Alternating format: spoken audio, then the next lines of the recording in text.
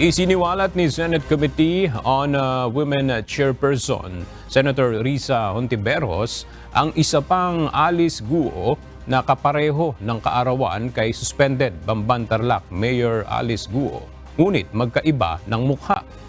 Sa pagpapatuloy ng Senate hearing kahapon, June 26 na hindi dinaluhan ng alkalde, isang kopya ng NBI clearance ang ipinresinta ng senadora kung saan makikitang magkapareho rin ang spelling ng kanilang buong pangalan na Alice Leal Guo, maging ang birthday ni Mayor Guo at lugar ng kapanganakan na probinsya ng Tarlac, kaya hindi malabong magtanong ni Senator Hontiveros kung nagkataon lang ba na may dalawang Alice Guo.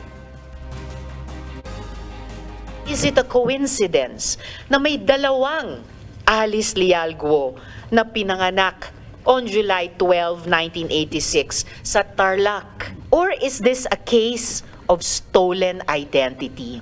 Sino po ang babaeng ito na may pangalang Alice Leal Guo pero hindi kamukha ni Mayor? Nasaan na po siya ngayon? Bakit kailangan ni Guo Haping nakawin ang pagkatao ni Ms. Alice Leal Guo kung meron na siyang validly issued investor's visa na papahintulutan siyang mamalagi dito? Pinapagkumpara naman ng National Bureau of Investigation o NBI ang fingerprints ni Mayor Guo at ng kanyang kapangalan, pati ang fingerprints sa Special Investors Residence Visa ni Guo Huang Ping na pinaghihinala ang totoong pagkatao ng alkalde. Baka ibang tao talaga yan, ma'am, hindi sa sistema ang may problema. Dahil siya ang nag-appear dyan, i-presume natin na siya mismo, yung nasa picture, yan yung nagpunta sa office.